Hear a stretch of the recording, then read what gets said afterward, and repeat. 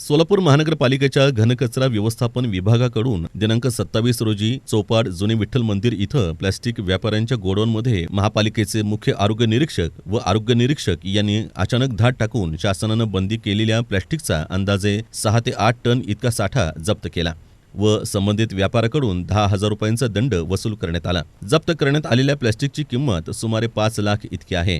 अचानक टाकण्यात आलेल्या धाडीमुळे शहरातील व्यापाऱ्यांमध्ये भीतीचं वातावरण निर्माण झालं आहे। सोलापूर महानगरपालिकेच्या घनकचरा व्यवस्थापन विभागाकडून शहरातील व्यापारी व नागरिक यांना वेळोवेळी जाहीर आवाहन आणि प्रसिद्धीकरण देऊनही शहरात मोठ्या प्रमाणात बंदी घालण्यात आलेल्या प्लॅस्टिकची विक्री आणि वापर होत असल्याचं निदर्शनास आलं आहे।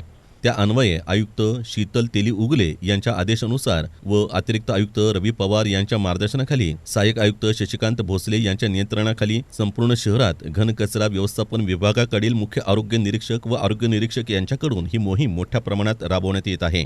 त्यांच्या समवेत मुख्य सफाई अधीक्षक नागनाथ बिराजदार, नागनाथ मेंढगुळे, सूर्यकांत लोखंडे, बाबासाहेब इंगळे, राजशेखर वनारोटे, सुनील राठोड, शेषराव शिरसट त्याचबरोबर इतर घनकचरा व्यवस्थापन विभागाकडील कर्मचारी यांनी कारवाई केली। दरम्यान शासनानं बंदी घातलेल्या प्लॅस्टिकचं उत्पादन, वापर, विक्री, हाताळणी, वाहतूक व साठवणूक करू नये तसं आढळल्यास संबंधितांवर नियमानुसार दंडात्मक तसंच फौजदारी स्वरूपाची कारवाई केली जाईल असा इशारा अतिरिक्त आयुक्त रवी पवार यांनी दिला आहे।